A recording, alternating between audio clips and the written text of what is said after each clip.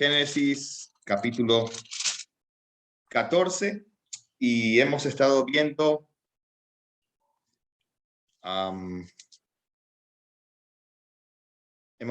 un poquito acerca de cómo Abraham liberó a Lot en la clase anterior, y en esta ocasión, en el versículo 17, vamos a ver un personaje que es introducido y que ustedes han tenido en bien hacer un trabajo para conocer un poquito más de este personaje que es un poquito extraordinario, ¿no? No es un personaje común, no es un personaje que tenemos un registro, extenso, pero es un personaje, desde mi punto de vista, es un personaje maravilloso.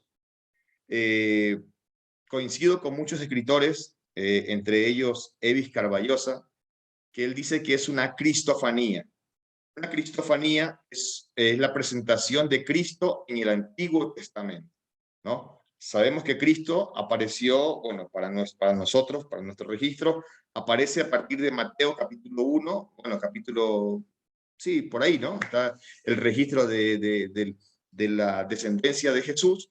Ahí aparece para nuestros registros humanos, pero es una aparición de Cristo en el Antiguo Testamento, ¿no? Entonces, aquí vemos a Melquisedec, que para mi parecer es una cristofanía. No es un hombre común, no es un hombre, no es una persona que tenemos el registro de su nacimiento. Es más, la Biblia dice que no tiene padre ni madre, pero sí aparece como el príncipe de Salem, aparece como, rey de Salem, sacerdote del Dios Altísimo, que vino a ofrecer vino y pan a Abraham. Y esto es muy interesante porque si estamos hablando de que Melquisedec, esta cristofanía, esta presentación de Cristo en el Antiguo Testamento, ofrece vino y pan, ¿qué te está anunciando? Nosotros celebramos, ¿no?, la cena del Señor. Algunos lo hacen una vez al mes, otros lo hacen cada 15. En mi caso, lo hacemos cada semana en nuestra iglesia, porque recordamos justamente con vino y pan la muerte, el cuerpo que fue molido por nuestros pecados y la sangre que fue derramada de Cristo, ¿no? Entonces, mira, Melquisedec viene, versículo 18 dice: entonces Melquisedec, rey de Salem y sacerdote de Dios Altísimo, sacó pan y vino. Estas dos cosas son clave, ¿no? Porque está haciendo un anuncio de lo que vendría más adelante. Entonces, ya en Génesis capítulo 14, ya tenemos un anuncio de Cristo presentándose como el sacrificio que iba a venir más adelante, ¿no? Algunos años más adelante. Y me encanta pensar en este personaje, Melquisedec, que era alguien que tipificaba a Cristo, ¿no? Era una muestra de lo que vendría, eso se llama tipología, un tipo de Cristo, la cristofanía, ¿no? O algunos también lo llaman la teofanía de Cristo o la cristofanía. A mí me gusta la palabra cristofanía, pero es una teofanía también, puede ser, de Cristo. Esto quiere decir que es la presentación de Cristo en el Antiguo Testamento. Algunos de ustedes que me han presentado el trabajo han coincidido con algunos versículos.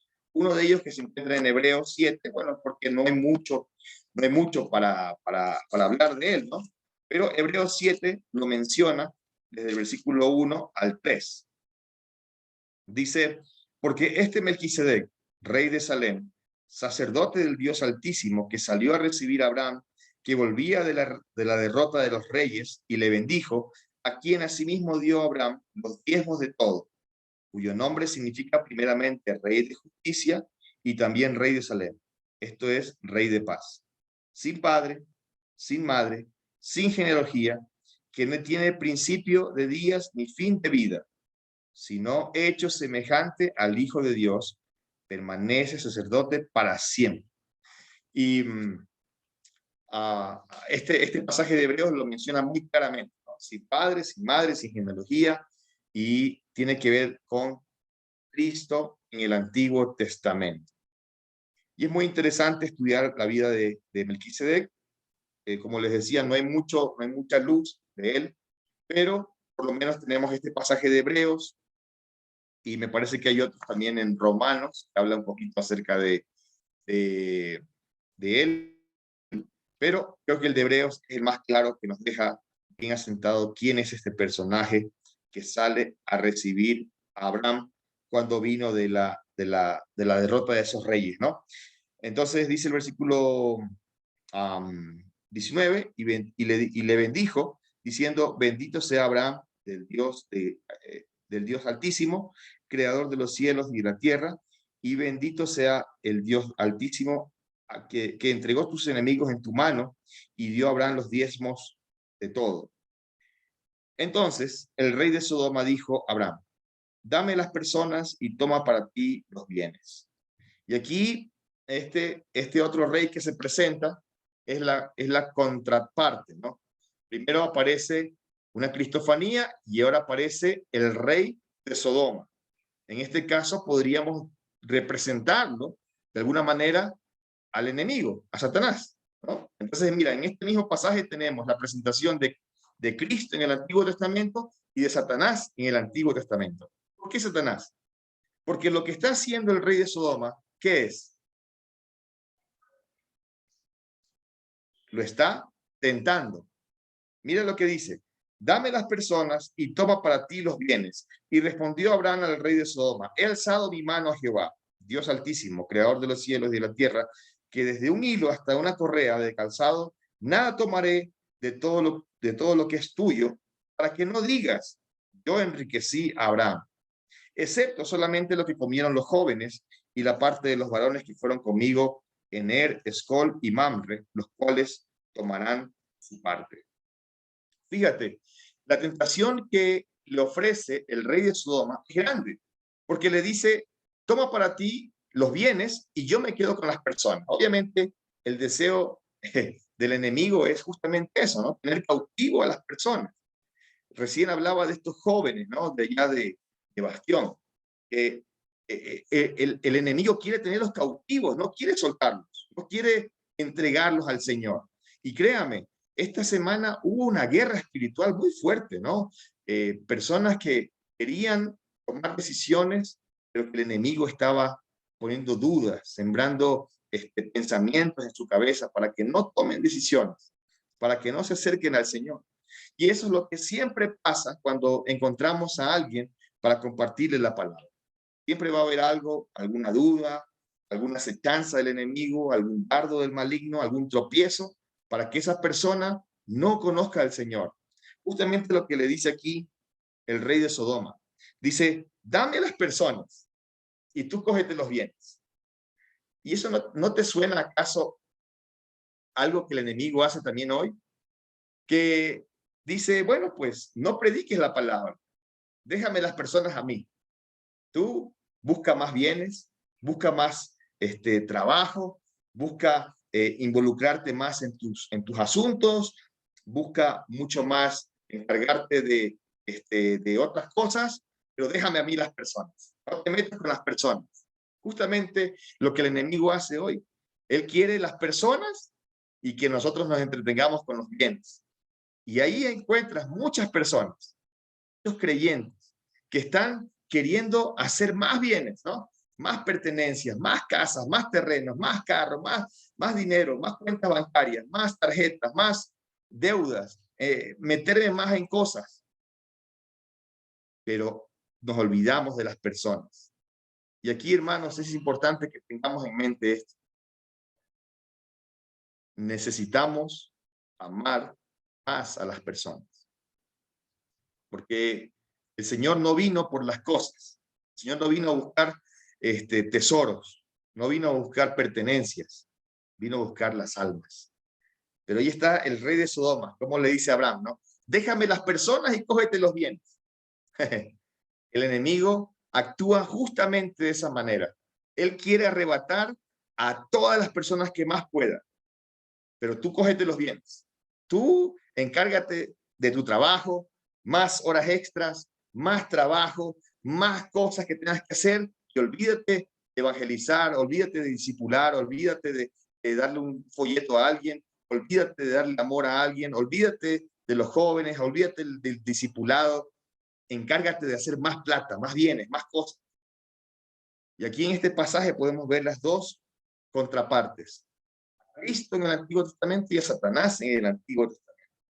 Y me encanta la determinación que tiene Abraham, porque él dice, no, dice el versículo 22, he alzado mi mano a Jehová, a Dios Altísimo, Creador de los cielos, que desde un hilo hasta una correa de calzado, nada tomaré de todo lo que es tuyo. Para que no digas, yo enriquecí a Abraham. Una determinación impresionante, porque él dice, he alzado mi mano al cielo, ¿no? Eso es como un símbolo de un compromiso, de una acción de voluntad, ¿no? Señor, aquí está mi vida, no voy a coger nada, una promesa que le está haciendo Abraham a Dios, un juramento, podríamos decir, pero él conserva su integridad porque, vamos, o sea, si a nosotros nos ponen a elegir y nos dicen, vean, mire, esto pasó y aquí hay mucho dinero, solamente yo voy a encargarme de las personas, usted encárguese de los bienes y ya está. Wow, yo digo, gracias Señor, vamos ahí con esa platita, con ese dinero, con esos bienes y nos olvidamos de las personas. Pero ¿qué es más importante para Dios? ¿Los bienes o las personas? Y ahí Abraham tiene una determinación muy importante, ¿no? Y dice, no tomaré nada desde un hilo de la correa hasta una correa de calzado, nada tomaré, para que no digas, yo enriquecí a Abraham. Eso es algo que habla muy bien de Abraham, ¿no? Un hombre que, para mi parecer, tiene picos muy altos y valles muy profundos, ¿sí? Picos muy altos de comunión con Dios, de valorar a las promesas que hace con Dios, unos picos sumamente altos, pero a veces también cae en lo más profundo. Y eso es lo que pasa en el capítulo siguiente. Perdón, bueno, va a pasar en el 16. En el capítulo 15 encontramos algunas claves muy importantes, aunque quizás no vayamos a ver casi versículo por versículo, pero por lo menos hay dos cosas que quiero resaltar en este capítulo 15, porque ahí tienen ustedes como título, ¿no? En su Biblia, Dios promete a Abraham un hijo. Y bueno, ahí ratifica la promesa, ¿no? Después de estas cosas vino la palabra de Jehová a Abraham, en visión, diciendo, no temas, Abraham, yo soy tu Dios, perdón, yo soy tu escudo y tu galardón sobre manera grande. Y respondió Abraham, Señor Jehová, ¿qué me darás siendo así que ando sin hijo? El mayordomo de mi casa es este Damaseno, Eliezer. Dijo también Abraham, mira que no me has dado prole, y he aquí que será mi heredero un esclavo nacido en mi casa. Luego vino a él palabra de Jehová diciendo, no heredará este, sino un hijo tuyo será el que te heredará. Y lo llevó fuera y le dijo, mira ahora los cielos y cuenta las estrellas si puedes contar. Y le dijo, así será la descendencia, tu descendencia. Y creyó a Jehová y le fue contado por justicia. Aquí en este versículo 6 hay una clave importantísima para lo que vendría en el Nuevo Testamento. Este versículo 6 dice, le fue contado por justicia. Esa palabra es la que Pablo toma en diferentes cartas, sobre todo en Romanos, que habla sobre la justificación. Y ahí dice, le fue contado por justicia por creer en Jehová, ¿no? Sabemos que en ese tiempo no existía la redención por medio de Jesucristo, pero dice que le creyó a Jehová. Y esta palabra creer tal vez tiene que ver con poner su confianza absoluta, sin duda, sin un rasgo de duda, en la promesa de Dios. Como les digo, Abraham tenía montañas y picos muy altos, donde, wow, era impresionante ver su fe. Recordemos que es considerado el padre de la fe, pero también hay valles muy profundos donde él se cae, cuando se llega a lo más profundo de su vida, ¿no? Veamos un pasaje en Romanos, capítulo 4, versículo 3, que nos habla sobre este versículo aquí de Génesis 15, 6. 15, 6, sí. Romanos 4, 3. ¿Alguien lo puede leer, por favor? Porque, ¿qué dice la Escritura? Creyó Abraham a Dios y le fue contado por justicia. Mira, le fue contado por justicia, por creer, creyó Abraham. Bueno, hay palabras en nuestro castellano que son un poco distintas, ¿no? Por ejemplo, yo siempre hablo de creer y confiar, son dos cosas distintas. Creer es algo, pero confiar es diferente, es una actitud del corazón, ¿no? Creer, todo el mundo cree. Yo creo en todo, cree la gente, ¿no? Cree en Dios, cree en Jesús, Semana Santa sobre todo, pero no todos confían, ¿no? No todos confían plenamente en Jesús. Y aquí les lanzo una anécdota para que ustedes puedan evangelizar de esta manera. Tal vez ya la han escuchado, pero me encanta a mí compartirla siempre que puedo evangelizar y quizás les sirva a ustedes como herramienta también para evangelizar. Dice que había un hombre que era un acróbata de circo y él un día fue a las cascadas y tensó un cable, ¿sí? Tensó un cable bien fuerte y él tenía un palo de esos de circo, ¿no? Para cruzar como malabarista, ¿no? Ahí en medio, un acróbata. Y habían turistas en ese sector, entonces le preguntó a los turistas, ¿cuántos de ustedes creen que yo puedo cruzar de este lado al otro lado con este palo del circo? Entonces la gente estaba entretenida tomando fotos a las cascadas, se tomaban selfies, etcétera. Pero algunas personas levantaron la mano, dijeron, yo creo, yo creo. Entonces el hombre agarró su palito y cruzó.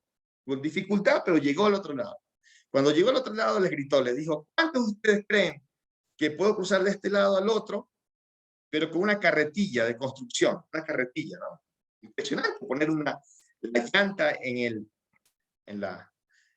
la soga, ¿no? Entonces, la gente quería ver el espectáculo, así que muchos más levantaron la mano y dijeron, yo creo. Entonces el hombre con dificultad, ¿no? Agarró su carretilla y comenzó a cruzar, se caía, pero llegó. Cuando llegó al otro lado, la gente le aplaudía, le tomaba fotos, etcétera. Pero dijo, bueno, para terminar mi acto, quiero saber cuántos de ustedes creen que yo puedo cruzar de este lado al otro con la carretilla y una persona encima de la carretilla. Entonces todo el mundo creía y todo el mundo, yo creo, yo creo. Y se preparaban para tomar fotos. Y él les dijo, bueno, necesito un voluntario. ¿Cuántos crees que fueron? Ninguno. ¿Por qué? Porque todos creían, pero no todos confiaban. Hay una diferencia muy grande entre creer, yo creo, sí, dale, dale, yo creo, yo te apoyo. Pero confiar su vida en la carretilla, imposible. ¿Te das cuenta? Entonces, el mundo está lleno de gente que cree en diferentes cosas, ¿no? Hasta creen que no hay Dios. Creen en todo. Pero no todos confían en Dios. Hay una diferencia abismal entre creer y confiar. Y aquí yo pienso que esa palabra se une. Abraham creyó con confianza. Había no solamente un creer, sino un confiar en Dios. Y por eso dice que le fue contado como justicia, ¿no? Volvamos a Génesis para ver cómo dice el término. Génesis capítulo 15. Creyó a Jehová y le fue contado por justicia. Ahí está. Quiero leerles algo que es el concepto de justificación de un autor que se llama Luis Berkhoff. Berkhoff tiene una teología sistemática y él afirma lo siguiente. Dice, la justificación es un acto judicial de Dios en el cual él declara sobre la base de la justicia de Jesucristo que todas las demandas de la ley están satisfechas con respecto al pecador. Voy a repetirlo más despacio si lo quieren copiar. Justificación es un acto judicial de Dios en el cual él declara sobre la base de justicia de Jesucristo que todas las demandas de la ley están satisfechas con respecto al pecador. ¿Sí? La justificación tiene que ver con un acto que Dios hace que nos declara justos, aún siendo pecadores, ¿no? Aún siendo, como lo dice Romanos 3, ¿no? Que todos somos pecadores, no es justo ni aún uno. Vaya, ahí Dios nos declara justos cuando nos acercamos a Jesucristo como nuestro único Salvador. Tito 3:7, la carta a Tito, ahí vamos a ver algo que nos habla de la justificación. Tito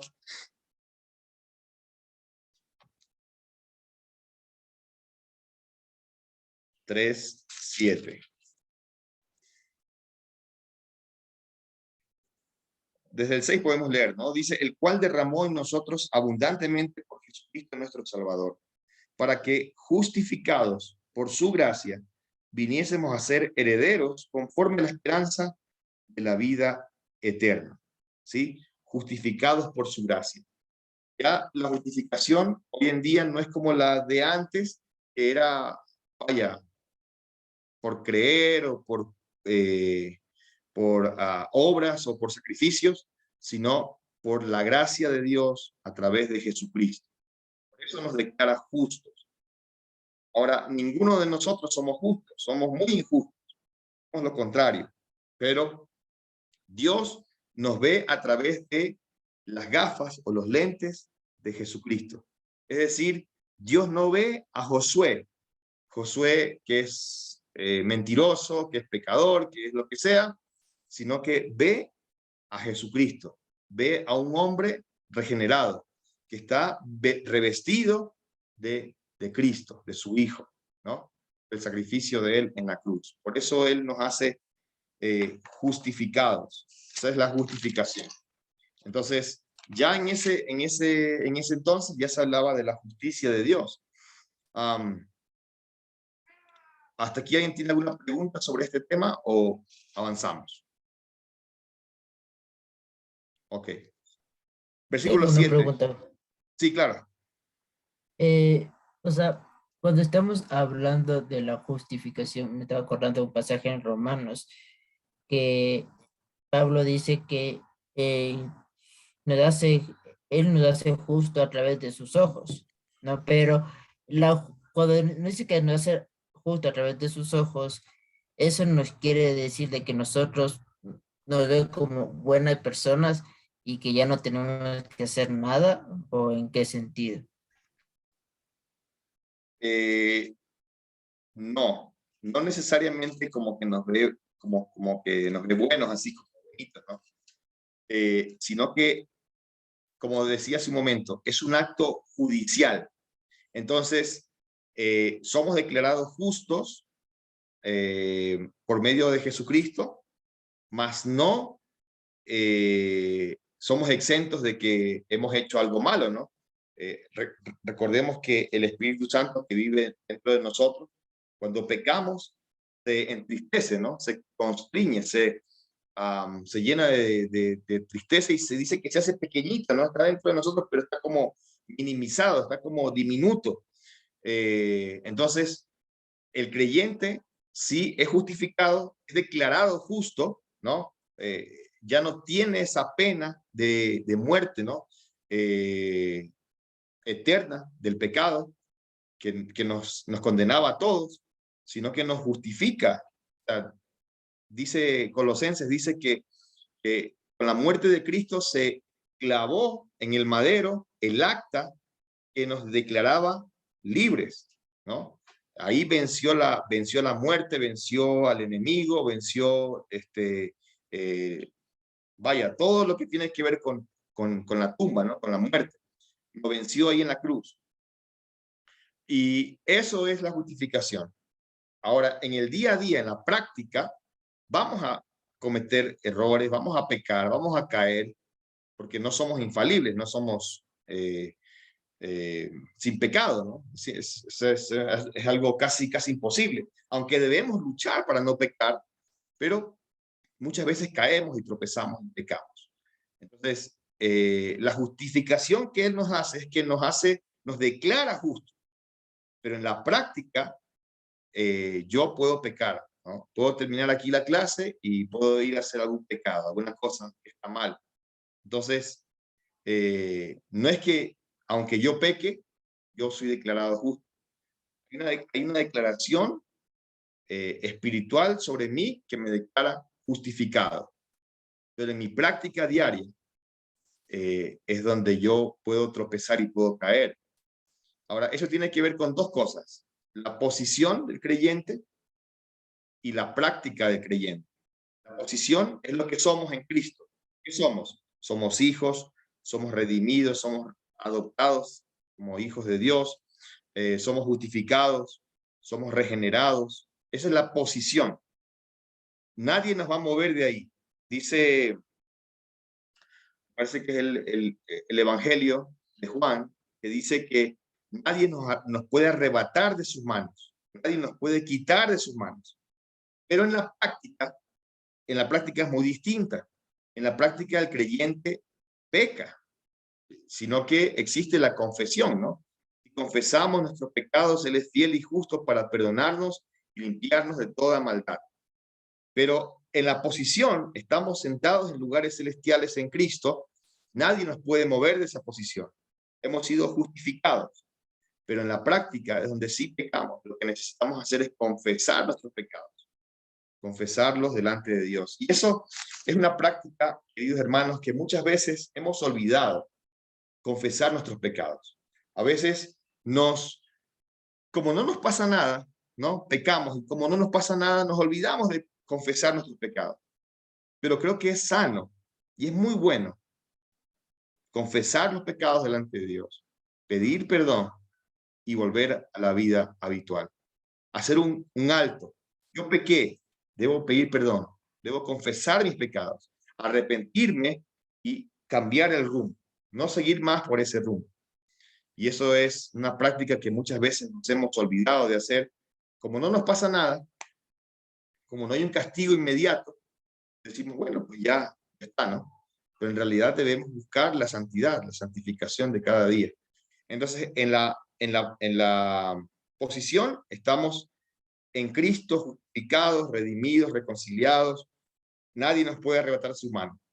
Pero en la práctica diaria es donde muchas veces podemos estar fallando y necesitamos volver a los caminos del Señor. Bueno, versículo 7 dice, y le dijo, yo soy Jehová que te saqué de Ur de los Caldeos para darte a heredar esta tierra.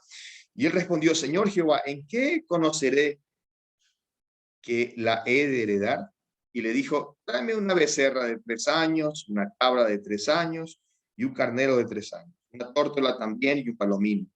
Y todo esto, y tomó él todo esto, los partió por la mitad y puso cada mitad una enfrente de la otra, mas no partió las aves. Y descendían aves de rapiña sobre los cuerpos muertos y Abraham los ahuyentaba. Y aquí hay algo interesante en este sacrificio que vemos aquí, porque el sacrificio que ofrece Abraham es un sacrificio generoso. Si tú te das cuenta, bueno, es lo que Dios le pide, ¿no? Pero no se puso a negociar con Dios, no, pero Dios, una vaca, una oveja, él obedeció y hizo lo que tenía que hacer, tal como se lo pidió Dios, ¿no? Y esto también es digno de reconocer y de aprender de la vida de Abraham, ¿no? Que obedeció en el sacrificio que Dios le pidió y Dios premió ese sacrificio. Porque mira lo que sucede. Dice que las aves de rapiña venían sobre los animales, ¿no? Querían comérselas, pero dice que él las ahuyentaba. El versículo 11, ¿no? Abraham las ahuyentaba. Algunos escritores que estaba leyendo dicen que estas aves de rapiña podían matarlo a Abraham. O sea, acuérdate, eran vacas, ovejas, güey, había mucho sacrificio. Entonces no era que venía un ave de rapiña, ¿cómo es que se llama? Un cuervo, ¿cómo es que le decimos nosotros? Un gallinazo. Sino que quizás venían muchos gallinazos, ¿no? Venían muchos y él las ahuyentaba. Dicen los escritores que esta acción de Abraham de arriesgar su vida para que el sacrificio se conserve bien, fue algo digno de reconocerlo, ¿no? En la vida de este hombre, de Abraham. Hizo, incluso puso su vida en ese sacrificio, no lo tomó a la ligera, porque cualquier otro, bueno, ya está el sacrificio y ya, Dios lo verá y si se lo comen las aves ya no es mi culpa, ¿no? Pero Abraham dice que arriesgó su vida, incluso justamente por valorar el sacrificio que le estaba ofreciendo a Dios. Más, el versículo 12, más a la caída del sol sobrecogió el sueño a Abraham, y aquí el temor de una gran oscuridad cayó sobre él.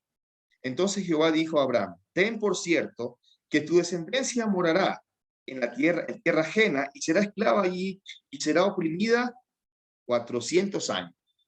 Tremendo, ¿no? Esto es una profecía de lo que iba a suceder.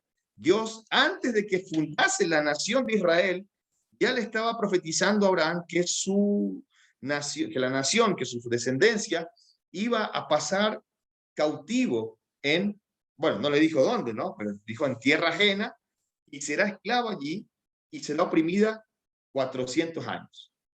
Increíble, ¿no? Cómo Dios es tan perfecto, porque, o sea, no es que a Dios se le ocurrió sobre la marcha, dijo, a ver, ¿qué voy a hacer para castigarlos? Voy a mandarlos a Egipto, que sean esclavos, que sean oprimidos, que estén ahí esclavizados, etcétera, sino que ya Dios, desde antes de que se fundara la nación, ya le profetizó, le dijo una clave importantísima a Abraham, que iba a ser esclavos en tierra ajena y sería oprimida 400 años. Increíble, ¿no? Me encanta porque Dios no omite los detalles, sino que los pone ahí para nuestra enseñanza. Muy bien. Versículo 14 dice, más también a la nación a la cual servirán, juzgaré yo, y después de esto saldrán con gran riqueza. ¿Se acuerdan? Cuando salen de Egipto, salen con joyas, ¿no? Les mandan los arcillos, las aretes. Bueno, eso ya lo vamos a ver en el Éxodo. Y tú vendrás a tus padres en paz y será sepultado en buena vejez. Y en la cuarta generación volverán acá, porque aún no ha llegado a su colmo la maldad del amorreo hasta aquí. Y sucedió que puesto el sol y ya oscurecido, se veía un horno humeando y una antorcha de fuego que paseaba por entre los animales divididos. En aquel día hizo Jehová un pacto con Abraham, diciendo, a tu descendencia de esta tierra, desde el río de Egipto hasta el gran río, el río Éufrates, la tierra de los cananeos, de los ceneos, de los ceneseos y de los cadmoneos, los seteos, los fereceos, los refaitas, los amorreos, los cananeos, los gergeseos y los jebuseos. Y ahí está Dios dándole las instrucciones de qué nomás dónde iban a habitar, ¿no? Tu descendencia, dice, le daré esta tierra.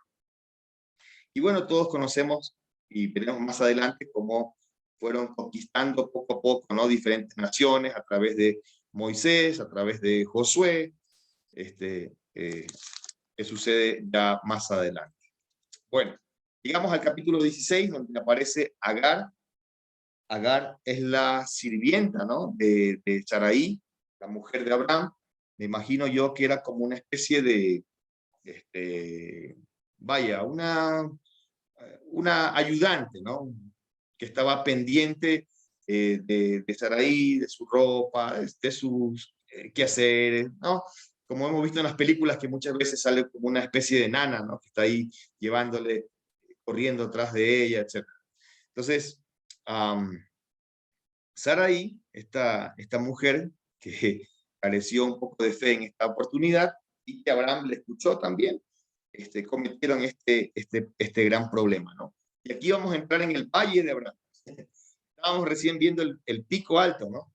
Abraham, manteniéndose firme con el rey de Sodoma, diciéndole, no tomaré ni un hilo ni el calzado, ni nada de las riquezas. Y ahora vamos a ver todo lo contrario en la vida de Abraham. Una persona totalmente distinta. Mira lo que dice. Sarai, mujer de Abraham, no le daba hijos, y ella tenía una sierva egipcia que se llamaba Agar. Dijo entonces Sarai a Abraham, ya ves que Jehová me ha hecho estéril. Te ruego pues que te llegues a mi sierva, quizás tendré hijos de ella. y atendió a Abraham el ruego de Sarai. Y Sarai, mujer de Abraham, tomó a Agar, su sierva egipcia, al cabo de 10 años que había habitado Abraham en la tierra de Canaán, y la dio por mujer a Abraham, su marido. Y él se llegó a Agar, la cual concibió, y cuando vio que había concebido, miraba con desprecio a su señora. Qué terrible, ¿no? Qué tremendo. Qué acontecimiento tan fuerte. Bueno, no conocemos muy bien a profundidad cómo habrá sido el tema de hacer algo así, ¿no? Quizás, bueno, no era tan mal visto en la sociedad de ese tiempo, tal vez era algo, porque, o sea, le ofrece la esposa, ¿no? Le dice, toma a mi sierva. Quizás, en el contexto, quizás la gente podía hacer algo así. Pero vamos, estamos hablando de Abraham, no estamos hablando de cualquier vecino, de cualquier persona que podía hacer algo así. Estamos hablando de un hombre de fe que hablaba con Dios personalmente. Entonces, escucha la voz de Sarai, ¿no? No diga que está mal escuchar la voz de la mujer, pero escucha un consejo que Abraham podía haber rebatido, ¿no? Podía haberle dicho, no, mujer, tú, o sea, cálmate, vamos, tranquila, vamos a esperar la promesa de Dios. Dios nos prometió una generación que va a salir de nosotros y así lo va a cumplir. Pero escuchó la voz de su mujer y hizo lo que ella le pidió. Bueno, ponemos a pensar, Abraham quiso evitarse una pelea, tal vez. Quizás quiso evitar un conflicto ahí, que la relación se vuelva tóxica. Quizás se quiso evitar de que día a día esté la mujer diciéndole, oye, ponte pilas ya, haz algo. Entonces, Abraham tal vez dijo, bueno, vamos a hacerlo. Pero tremendo, ¿no? Como un hombre que se paró firme ante el rey de Sodoma, que vio el sacrificio de Melquisedec, que le trajo pan, que le trajo vino, vaya, un hombre que estaba donde las papas queman, ¿no? La guerra, un hombre fogueado, un hombre de Dios, un hombre que hablaba con Dios, de repente se deja convencer, podríamos decir, por una situación de desesperación de la mujer. Me recuerda mucho lo que pasó en el jardín del Edén con Eva, ¿no? Yo pienso que Adán podía evitar comer del fruto, pero quizás Abraham le amaba tanto a su mujer que dijo, bueno, yo también voy a comer contigo porque ya la regaste, ya también yo la voy a regar. Y Abraham aquí se pone a escuchar a su esposa y le dice, bueno, vamos a hacerlo. Y claro, cometen este acontecimiento, ¿no? Y podríamos sacar algunas conjeturas, ¿no? Algunas hipótesis de lo que pasó aquí, de la desesperación de esta mujer que quizás ya entró en la edad avanzada, quizás una menopausia, ¿no? Quizás se puso deprimida, ¿no? Quizás, vaya, muchas cosas podríamos pensar de lo que estaba pasando en esta pareja, una pareja de ancianos, porque dice que Abraham tenía 84 años, era joven Abraham. Entonces, podríamos ver todo esto, pero lo que yo quizás podría pensar más es que empezaron a dudar de la promesa de Dios. Y esa duda les trajo consecuencias muy nefastas, muy difíciles. Entonces, sigamos leyendo para ver en qué termina esto. Entonces Sarai dijo a Abraham, el versículo 5, mi afrenta sea sobre ti, yo te di mi sierva por mujer, y viéndose encinta, me mira con desprecio, juzgue Jehová entre tú y yo. O sea, ahora ya la mujer se le cambió el tono, entonces dijo, primero le ofrecen bandeja de plata a la sierva, y ahora le dice, mira, ahora me reclama mi sierva por lo que tú has hecho. Pobre Abraham, ¿no? O sea, vaya, ya lo jalonearon de un lado para otro, dijeron, haz esto, y después dijeron, no, bueno, eso creo yo que nos deja una gran enseñanza en el hecho de que no debemos desconfiar de las promesas de Dios. Y a veces es porque como seres humanos queremos las cosas para, como decimos, como dicen los colombianos, para ayer es tarde, dicen, ¿no? Entonces, así queremos las cosas a veces, ¿no? Queremos las cosas ya. O sea, no quiero esperar más, quiero hacer esto. Y a veces justamente por estas situaciones buscamos alternativas que nos llevan a grandes problemas.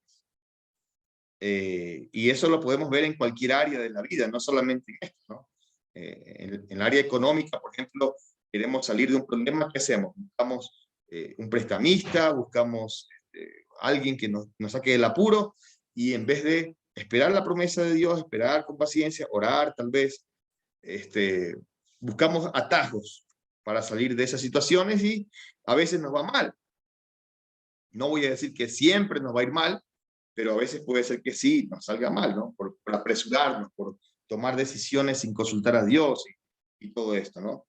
Y Abraham hace eso, justamente, no consulta a Dios, no le dice, Dios, ¿será que la sierva es donde tú quieres que yo ponga mi simiente?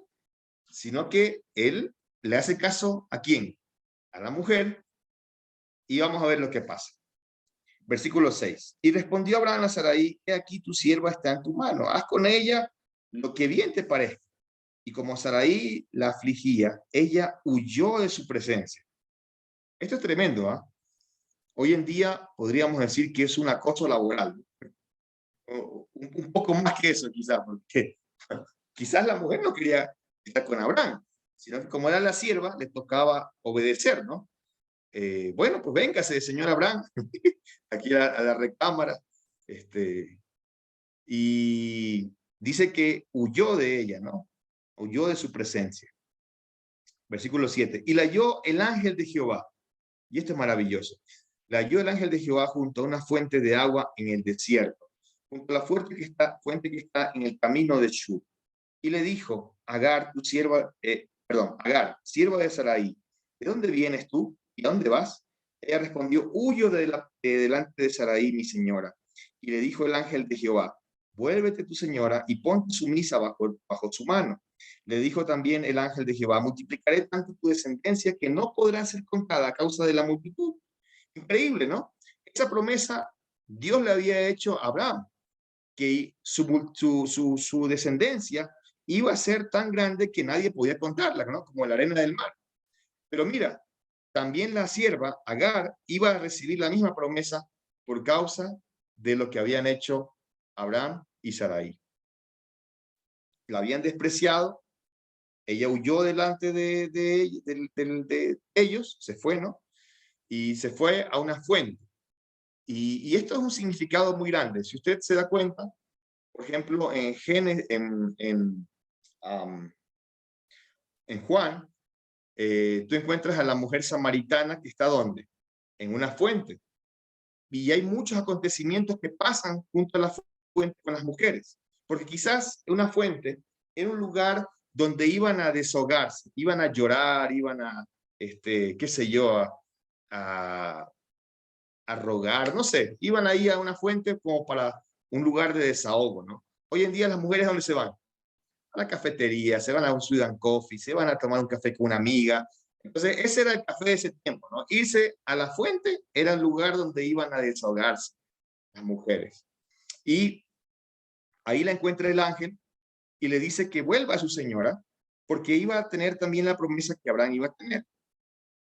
Versículo 11. Además le dijo el ángel de Jehová, he aquí que has concebido y darás a luz un hijo y llamarás su nombre Ismael, porque Jehová ha oído tu aflicción. Y él será hombre fiero. Vaya, pobrecito, ¿no? Su mano será contra todos y la mano de todos contra él, y delante de todos sus hermanos habitará. Un paréntesis. Ismael es es la consecuencia del pecado o de la desobediencia o de la falta de esperar en Dios de Abraham y Sarai, que tiene consecuencias hasta hoy en día. Si tú te das cuenta, hay palestinos y hay israelitas, ¿sí? No son lo mismo, son distintos. Entonces, aquí en esto es donde siempre hay problemas en la franja de Gaza, en Palestina, que se bombardean. Antes de la guerra que hay ahorita en Rusia, hubo bombardeos entre israelitas y palestinos, justamente entre los hijos de Agar, de Ismael, la descendencia de Ismael, que son considerados los enemigos de Israel, los palestinos, y la descendencia del hijo de la promesa, que son los israelitas. ¿Por qué? Hasta hoy, bueno, justamente porque el pecado trae consecuencias, no solamente para una generación, no solamente para uno, sino puede ser pecado para generaciones y generaciones y generaciones, que el pecado viene acarreando, ¿no? Viene llevando esas consecuencias. Me llama la atención mucho porque hay veces que yo trabajo mucho con jóvenes y he visto madres solteras que a los 16, 17 años ya tienen, o quizás menos, quizás 15, 16, ya tienen sus hijos, y a veces la generación que viene hace lo mismo, comete el mismo pecado, la misma situación, ¿no? Y es como que van acarreando y van haciendo lo mismo y lo mismo y lo mismo. Y llega un momento en que Cristo tiene que entrar a esa vida para que pare la cosa, ¿no? Para que haya un cambio, ¿no? Todo aquel que está en Cristo es nueva criatura. Las cosas viejas pasaron, y aquí son todas hechas nuevas. Entonces, eso es lo que a mí me mueve más a hablar y a predicar a los jóvenes, porque muchos de estos jóvenes siguen las consecuencias de sus padres, siguen pecando igual, ven el ejemplo y siguen haciendo lo mismo, ven a la descendencia, a la ascendencia, y siguen haciendo lo mismo y nunca paran. Llega un momento en que necesitamos parar, parar y parar. Y aquí, lastimosamente, lo que sucede con Ismael es que ustedes lo van a ver más adelante. Este hombre, cuando crece, cuando es un joven, se quiere morir, no quiere vivir. Es alguien gris, como aquí lo dice el versículo 11, ¿no? Que será un hombre fiero, el versículo 12. Su mano será contra todos, y la mano de todos contra él. O sea, iba a ser una vida que ya estaba condenada desde el principio. O sea, no iba a haber para él algo bueno, iba a ser todo malo, ¿ya? Y tristemente, él en un momento se encuentra que su padre lo abandonó, lo encuentra que su familia lo desechó, que desecharon a su madre, y él se quiere morir. ¿Ibas a decir algo, Santiago? Sí, pastor, hay solo nada más para acotar el tema de la, la constancia del pecado generación tras generación. Eso inclusive lo indica la Biblia. En Éxodo 34:7, ahí nos dice que guardó la misericordia en millares, que suelto la iniquidad, la rebelión y el pecado, y que de ningún modo absorberé al malvado, que visitó la iniquidad de los padres sobre los hijos y sobre los hijos de los hijos, hasta la tercera y cuarta generación. Así es. Tremendo. Bueno, hay algunos que consideran, hace un tiempo salió un movimiento que se llamaba, que hablaban de las maldiciones generacionales. Yo discrepo un poco con este movimiento, con este pensamiento, porque cada persona tiene la opción, tiene la capacidad de, como digo, cortar, ¿no? Cuando Cristo viene a la vida, comienzas a tomar decisiones distintas, no vas a repetir lo que viste de quizás tus hermanos mayores, de tus padres o abuelos, lo que sea, porque llega un momento en que Cristo llega y corta eso. Entonces, sí considero que el pecado puede ir arrastrándose, arrastrándose, arrastrándose, si es que no hay el momento en que alguien decide parar, decide acercarse a Dios, acercarse a Cristo. Y bueno, aquí en el caso de Ismael no fue así. Y no fue así porque Dios puso esta aflicción como parte de la consecuencia. O sea, esto no es casualidad ni algo que se podía parar. Ya era algo que Dios determinó que así sea, para que sea una piedra en el zapato por haber tomado decisiones equivocadas, ¿no? Fue una decisión, podríamos decir, sabiendo, ¿no? Dios le dijo, vas a tener una descendencia, pero se apresuraron y dijeron, mira, no podemos, ya somos de 84 años, como lo dice el versículo 16.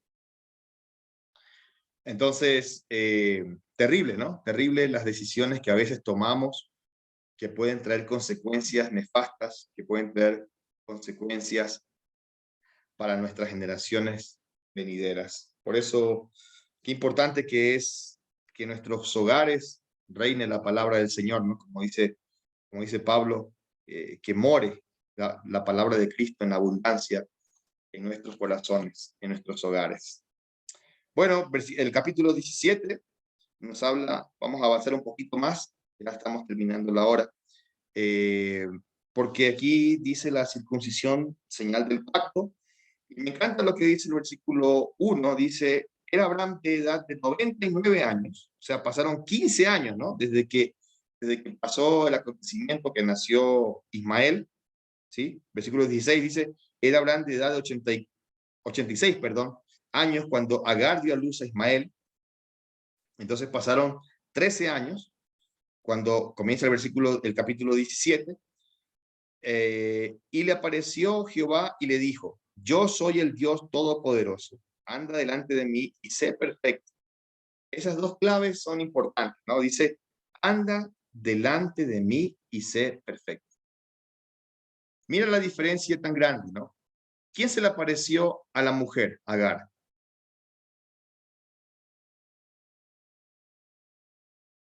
El ángel de Jehová. El Un ángel de ángel. Jehová. Pero ¿quién se le aparece a Abraham? Jehová. Dios. Fíjate la diferencia, ¿no? Cómo la Biblia marca claramente. La relación no era igual a la mujer que la relación que tenía Dios con Abraham. Y por eso Dios le dice a Abraham, dice, anda delante de mí. Eso era una clave que tenía que hacer Abraham, andar delante de Jehová. Y cuando hablamos de andar, tiene que ver con vivir bajo los preceptos de Dios. No solamente es andar, de caminar, sino es de vivir. Anda delante de mí y sé perfecto. Y esto tiene que ver con los requisitos, ¿no? El mandato de Dios hacia Abraham. Y pondré mi pacto entre mí y ti, y te multiplicaré en gran manera. Entonces Abraham se postró sobre su rostro, y Dios habló con él, diciendo, he aquí mi pacto es contigo, y serás padre de muchedumbre de gente, y no se llamará más tu nombre Abraham, sino que será tu nombre Abraham, porque he puesto por padre de muchedumbre de gentes, y te multiplicaré en gran manera, y haré naciones de ti, y reyes saldrán de ti. Y estableceré mi pacto entre mí y ti, y tu descendencia después de ti, en sus generaciones, por pacto perpetuo, para ser tu Dios, y el de tu descendencia después de ti. Aquí vemos cómo le cambia el nombre de Abraham a Abraham. Ese es la clave, ¿no? Ya como quien dice, ya es el sello que Dios le dice, ya te lo he prometido, ya tú has fallado, pero ahora sí ya no hay vuelta atrás, ya está, te voy a cambiar tu nombre incluso, ¿no? Entonces ya a los 99 años, Dios ya le da esta clara, firme convicción de que lo que él está haciendo es real para que no vuelva a caer, no vuelva a tropezar. Y a veces somos nosotros así, ¿no? Necesitamos que Dios nos confirme, no solo una vez, sino 2 y 3 veces que nos confirme para que podamos hacer algo. Y quizás esta es una reflexión final de que la confianza en Dios no debe estar alterada por los tiempos ni por nuestros pensamientos, sino debe ser firme en que Dios va a cumplir y va a ser fiel en cumplir su promesa. Las promesas no son por lo que nosotros creemos, sino por lo que Dios ya ha prometido. Y bueno, creo que cada uno de nosotros tiene su relación personal con Dios. Cada uno sabe lo que le ha pedido a Dios, sabe cuál es el anhelo de su corazón. Dios conoce personalmente a lo que Steven necesita, lo que Duval necesita, lo que Santiago, lo que Félix, lo que Josué, lo que hermano que no está como es Juan necesita, y Dios lo tratará con cada uno de nosotros de manera distinta, pero hermanos, no debemos apresurarnos, no debemos desconfiar de las promesas de Dios, sino más bien mantenernos en eso. Y créanme, es duro, es difícil, porque humanamente también haríamos cosas como la que hizo Abraham.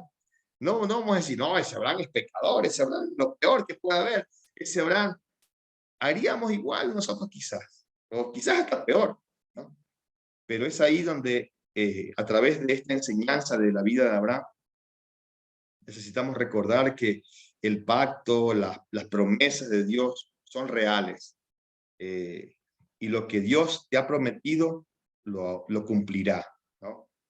Así que, bueno, mis hermanos, estamos terminando entonces esta clase del día de hoy.